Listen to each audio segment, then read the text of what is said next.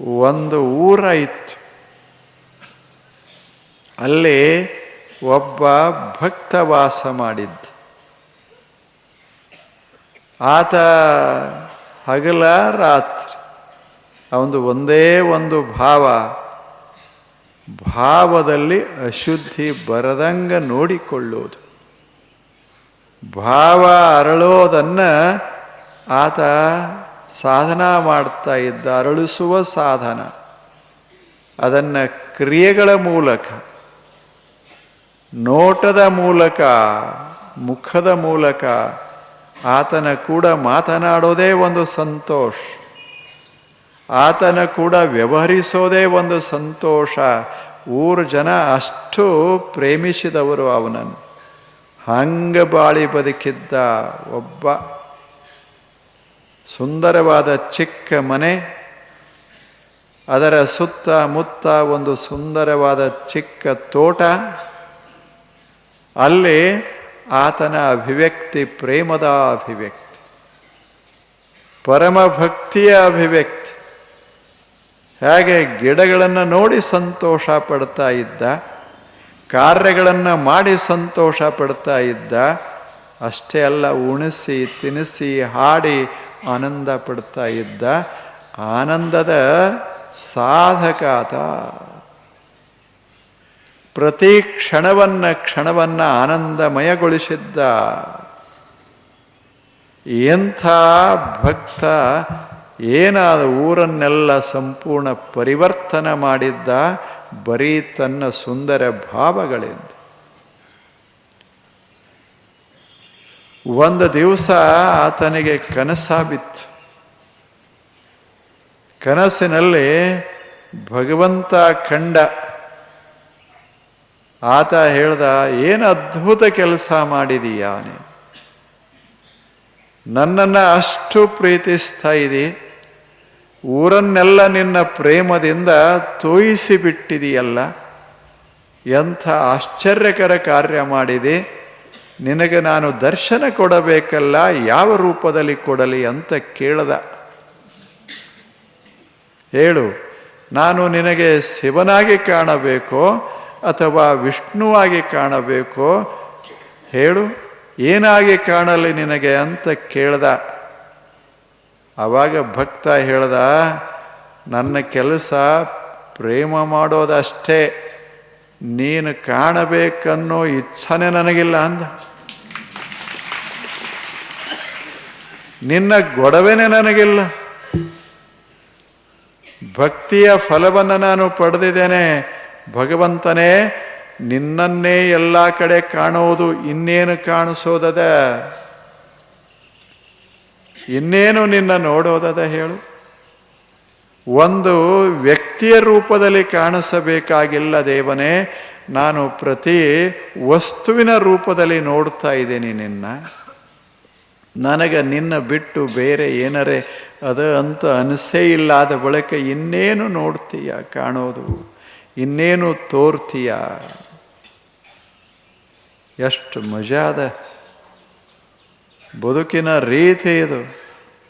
ಆವಾಗ ದೇವನಿಗೆ ಆಶ್ಚರ್ಯ ಆಯಿತು, ಎಂಥೆಂಥವ್ರು ನನ್ನ ನೋಡಬೇಕಂತ ಹಗಲ ರಾತ್ರಿ ತಪಸ್ಸ ಪೂಜಾ ಆರಾಧನಾ ಎಲ್ಲ ಮಾಡ್ತಾರೆ, ನಾನು ಕಾಣಬೇಕಂತ ಬಂದರೆ ಅವಶ್ಯಿಲ್ಲ ಅಂತ ಹೇಳ್ತೀಯಲ್ಲ, ಎಂಥ ಆಶ್ಚರ್ಯ ಇದು.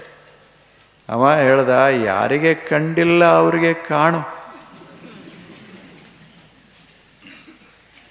ನಾನು ಕಾಣದ ಒಂದು ಕ್ಷಣ ಇಲ್ಲ ದೇವನೇ, ನಿನಗೂ ಗೊತ್ತಿರಾಕಿಲ್ಲ. ನಾನು ಏನು ನೋಡ್ತೇನೆ ಸುತ್ತ ಮುತ್ತ ಜಗತ್ತದಲ್ಲ, ಅದು ನೀನೇ ಅಂತ ನೋಡ್ತೇನೆ. ಪಾಪ ನಿನಗೂ ಗೊತ್ತಿಲ್ಲ ಅದು ನೀನೇ ಅಂತ. ಹೇಳು ದೇವನೇ, ಯಾವುದು ನೀನಲ್ಲ ಈ ಜಗತ್ತಿನಲ್ಲಿ? ಹೇಳು, ಯಾವುದು ನೀನಲ್ಲ? ಏನು ಈ ಭೂಮಿ ನೀನಲ್ಲವೋ? ಏನು ಈ ಜಲ ನೀನಲ್ಲವೋ? ಏನು ಈ ಸೂರ್ಯ ನೀನಲ್ಲವೋ? ಯದ್ ಯದ್ ವಿಭೂತಿ ಮತ್ಸತ್ವಂ ಶ್ರೀಮದ್ ಊರ್ಜಿತಮೇವವಾ. ಇಲ್ಲ, ಯತ್ ಯತ್ ವಿಭೂತಿ ಮತ್ ಸತ್ವಂ ಶ್ರೀಮತ್ ಊರ್ಜಿತಮೇವವ. ನೋಡಬೇಕು, ಅಲ್ಲಿ ವ್ಯಾಸ ಮಹರ್ಷಿ ಹೇಳ್ತಾನೆ, ಭಕ್ತ ಹೆಂಗಿರ್ತಾನೆ. ಮಮ ತೇಜೋಂಶ ಸಂಭವಂ.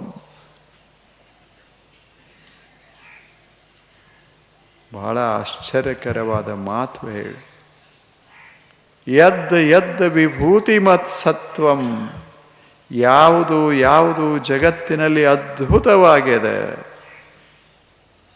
ಶ್ರೀಮತ್ ಸುಂದರವಾಗಿದೆ, ಊರ್ಜಿತ ಶಕ್ತಿಯ ರೂಪವಾಗಿದೆ, ಅದು ದೇವನಲ್ಲವೇ? ಅದು ದೇವನಲ್ಲವೇನು?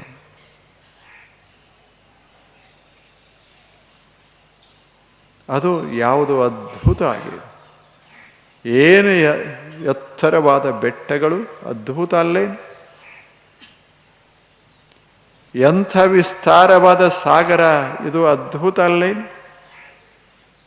ಹೇಳಿ, ಏನು ಭೂಮಂಡಲ, ಎಂಥ ಅದ್ಭುತ ಇದು. ಇವೆಲ್ಲ ಅದ್ಭುತಗಳು. ಯದ್ ಇದು ಭವ್ಯ. ವಿಭೂತಿ ಮತ್ ಸತ್ವಂ. ಯದ್ ವಿಭೂತಿ ಮತ್ ಸತ್ವಂ. ಸತ್ವ ಅಂದರೆ ವಸ್ತುಗಳು. ವಿಭೂತಿ ಮತ್ ಇವೆಲ್ಲ ಭವ್ಯ. ನೋಡಿದರೆ, ಯೋಚನೆ ಮಾಡಿದರೆ ಏನ ಇದು ವೈಭವ. ಈ ಜಗತ್ತು ವೈಭವದಿಂದ ಕೂಡಿದ ಸುಂದರವಾದ ಜಗತ್ತ ಇದೆ. ಇಂಥ ಜಗತ್ತಿನಲ್ಲಿ ದೇವನ ಅಭಿವ್ಯಕ್ತಿ ಯಾವ ರೂಪ? ಈ ವೈಭವವೇ ದೇವರು. ಯಾವ ರೂಪಕ್ಕೆ ಬಂದ ಭಕ್ತ,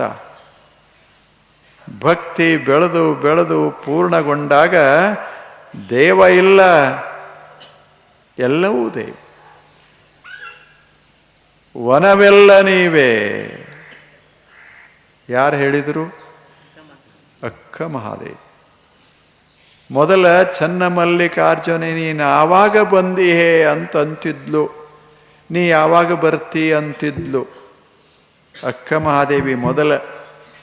ಆ ಬಳಿಕ ವನವೆಲ್ಲ ನೀವೇ, ಏನು ಬರೋ ಕಾರಣ ಇಲ್ಲ, ಹೋಗು ಅಂದ್ಲು. ವನವೆಲ್ಲ ನೀವೇ.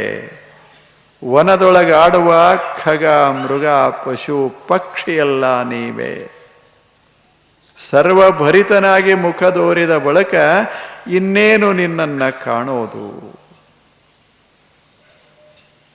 ಅಂದಿಲ್ಲ. ಮೊದಲು ನೀನು ಯಾವಾಗ ಬರ್ತಿ ಅಂತ ನಾನು ಹಸೆ ಹಂದರವನ ಇಕ್ಕಿದ್ದೆ ಅಂತ ಹೇಳಿದ್ಲು. ಈಗಿಲ್ಲ. ಈಗ ಭಕ್ತಿ ಪರಿಪೂರ್ಣವಾಗ್ಯದ. ಈಗ ಹೇಳ್ತಾ ಇದ್ದಾಳ, ನಾನು ನೋಡಿದ್ದೆಲ್ಲವೂ ಚನ್ನಮಲ್ಲಿಕಾರ್ಜುನ. ಯದ್ ವಿಭೂತಿ ಮತ್ ಸತ್ವಂ ಶ್ರೀಮತ್ ಊರ್ಜಿತಮೇವವ. ಇಲ್ಲಿ ಶಕ್ತಿಯ ಲೀಲಾ ಈ ಜಗತ್ತಿನೊಳಗೆಲ್ಲ. ಇದು ಪ್ರಕಾಶ ಶಕ್ತಿ. ಎಲ್ಲೇನು ಇಡೀ ಜಗತ್ತನ್ನೆಲ್ಲ ಹರವಿದ ಪ್ರಕಾಶ ಶಕ್ತಿ. ಎಂಥ ಅದ್ಭುತ ಪ್ರಕಾಶದ. ಎಲ್ಲವನ್ನ ತೋರಿಸ್ತದ. ಈ ಜಗತ್ತಿನ ವೈಭವವನ್ನು ತೋರಿಸುವಂಥ ಪ್ರಕಾಶ ಶಕ್ತಿ ಇದು ದೇವನಲ್ಲವೇನು? ಆ ರೂಪದಲ್ಲಿ ಕಾಣಕ್ಕೆ ಶುರುವಾಗ್ತದ. ಆ ಬಳಿಕ ಶ್ರೀಮತ್. ಏನು ಶಕ್ತಿ, ಏನು ಸೌಂದರ್ಯ, ಏನು ಭವ್ಯತಾ. ಈ ಮೂರು ರೂಪದಲ್ಲಿ ಭಗವಂತ ಕಾಣಿಸ್ತಾನ. ಅದು ಅದ್ಭುತವಾದದ್ದು. ಆದ್ದರಿಂದ ಅಲ್ಲೇ ಸಹ ಕೀರ್ತ್ಯಮಾನ ಶೀಘ್ರಮೇವ ಆವಿರ್ಭವತೆ. ನಾವು ಯಾವಾಗ ಪರಮ ಪ್ರೇಮವನ್ನು ದೇವನತ್ತ ಹರಿಸ್ತೇವೆ, ಆ ಕ್ಷಣಕ್ಕೆ ಎಲ್ಲವೂ ದೇವನಾಗಿ ಕಾಣಕ್ಕೆ ಶುರುವಾಗ್ತದೆ. ಕಾಣದ ದೇವನ ಕಾಣುವಿಕೆ ಅಲ್ಲ, ಏನು ಕಾಣಿಸ್ತದ ಅದೇ ಪವಿತ್ರ ದಿವ್ಯವಾಗ್ತದೆ. ಅದು ಡಿವಿನೈಸೇಷನ್ ಆಫ್ ಲೈಫ್. ಏನು ನೋಡ್ತೇವಿ ಅದು, ಏನು ಮಾಡ್ತೇವಿ ಅದು ಅಂಥ ಅದ್ಭುತ. ಯದ್ಯದ್ ಕರ್ಮ ಕರೋಮಿ ತತ್ತದಖಿಲಂ ಶಂಭೋ ತವಾರಾಧನಂ. ಆ ಬಳಿಕ ಪೂಜಾ ಏನು ಮಾಡಲಿ ಅಂದ. ನಾ ಏನು ಮಾಡ್ತೀನಿ ದೇವರೇ, ಇದೇ ಪೂಜಾ ಅಂತ ತಿಳ್ಕೊ. ನಾನು ಒಕ್ಕಲತನ ಮಾಡಿದರೆ ಅದೇ ಪೂಜಾ, ವ್ಯಾಪಾರ ಮಾಡಿದರೆ ಅದೇ ಪೂಜಾ, ಅಧ್ಯಾಪನ ಮಾಡಿದರೆ ಅದೇ ಪೂಜಾ. ನಾನು ಏನು ಮಾಡ್ತೇನೆ ಅದು ಪೂಜೆ. ಯದ್ ಕರ್ಮ ಕರೋಮಿ ತತ್ತದಖಿಲಂ ಶಂಭೋ ತವಾರಾಧನಂ. ಅಲ್ಲಿಗೆ ಮುಗಿತು ಭಕ್ತಿಯ ಪಾರಮ್ಯ, ಅಂತಿಮ ಸ್ಥಿತಿ, ಭಕ್ತಿಯ ಅಂತಿಮ ಸ್ಥಿತಿ ಅದು. ಅಲ್ಲಿಗೆ ಭಕ್ತ ಪರಿಪೂರ್ಣತೆಯನ್ನು ಪಡೆದ. ಸಹ ಆವಿರ್ಭವತೆ, ಆ ಭಗವಂತನೇ ಆವಿರ್ಭಾವ ಆಗ್ತಾನ. ಅಂದ್ರೆ ಎಲ್ಲವೂ ಅವನಾಗಿ ನಿಲ್ಲುತ್ತಾನ. ಆವಾಗ ಮಾತೃದೇವೋಭವ, ಪಿತೃದೇವೋಭವ, ಆಚಾರ್ಯ ದೇವೋಭವ, ಅತಿಥಿ ದೇವೋಭವ, ಆವಾಗ ವಿಶ್ವದೇವೋಭವ, ಎಲ್ಲವೂ ದೇವೋಭವ ಅಂಥ ಒಂದು ಅದ್ಭುತ ದರ್ಶನ. ಅದು ಭಕ್ತಿಯ ಫಲ. ನಾವು ಕೊನೆಗೆ ಬರ್ತಾ ಇದೆ. ಭಕ್ತಿ ಸೂತ್ರದ ಕೊನೆಗೆ ಬರ್ತಾ ಇದೆ. ಇದು ಭಕ್ತಿಯ ಇದು ಅಂತಿಮ ರೂಪ, ಇದು ಪರಿಪೂರ್ಣ ಭಕ್ತಿಯ ರೂಪ. ಇದು ಕಾಣಬೇಕು, ಎಲ್ಲರೇ ಹೋಗಿ ಕಾಣೋದಲ್ಲ. ಏನು ಅದರಲ್ಲಿ ದೇವನನ್ನು ಅನುಭವಿಸೋದು. We have to experience the presence, feel the presence of the divine in whatever we say and hear, in whatever we do and think. ಏನು ನಾವು ನೋಡ್ತೇವೆ, ಯೋಚಿಸ್ತೇವೆ, ಮಾಡ್ತೇವೆ, ಎಲ್ಲದರ ಮಧ್ಯ ಭಗವಂತನ ಅಭಿವ್ಯಕ್ತಿ ಆಗ್ತಾ ಇರ್ತದೆ. ಸಹ ಆವಿರ್ಭವತಿ, ಎಲ್ಲದರಲ್ಲಿ ಆವಿರ್ಭಾವ ಹೊಂತ ಹೋಗ್ತಾನೆ. ಆವಾಗ ಏನಂತ ಪೂಜಾ ಮಾಡೋದು, ಏನಂತ ಮಾಡೋದು?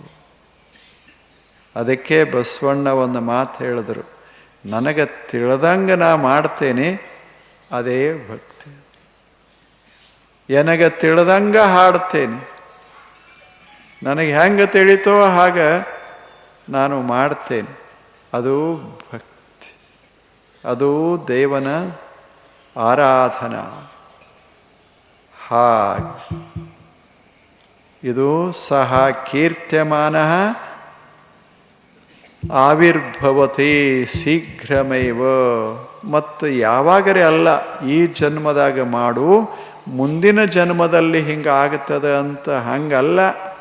ಶೀಘ್ರಮೇವ, ಇದೇ ಕ್ಷಣ ಹೃದಯದಲ್ಲಿ ಪ್ರೇಮ ತುಂಬಿತು, ಶುದ್ಧ ಪವಿತ್ರ ಪ್ರೇಮ ತುಂಬಿತು, ಆಕಾಂಕ್ಷಾರಹಿತ,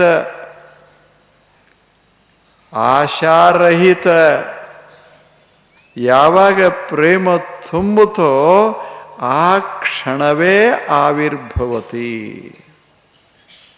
ಅದೇ ಕ್ಷಣ ಅಭಿವ್ಯಕ್ತ ಆಗ್ತದ ದೇವರು.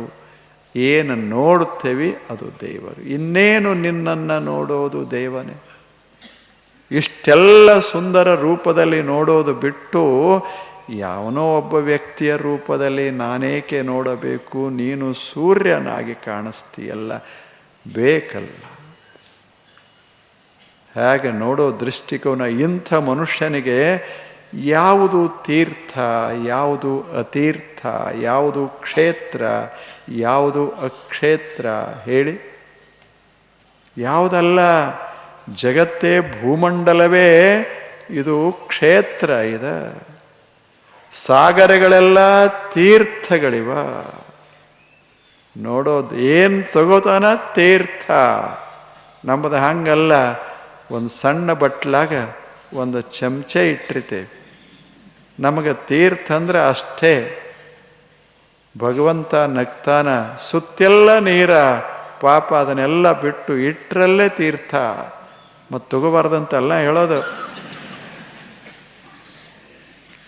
ಅದನ್ನ ಒಂದಿಷ್ಟು ಹರ್ವ ಮಾಡೋದಷ್ಟು. ಆ ತೀರ್ಥ ಬಟ್ಲಾಗ ಬಂದಿದ್ದು ತಂಬಿಗ್ಯಾಗಿಂದ, ಆ ತಂಬಿಗೆ ಬಂದಿದ್ದು ಕೊಡದಾಗಿಂದ, ಕೊಡಕ್ಕೆ ಬಂದಿದ್ದು ಹಳದಾಗಿಂದ, ಆ ಬಳಿಕ ಅದು ಹೋಗಿ ಕೂಡಿದ್ದು ಸಾಗರದಾಗ.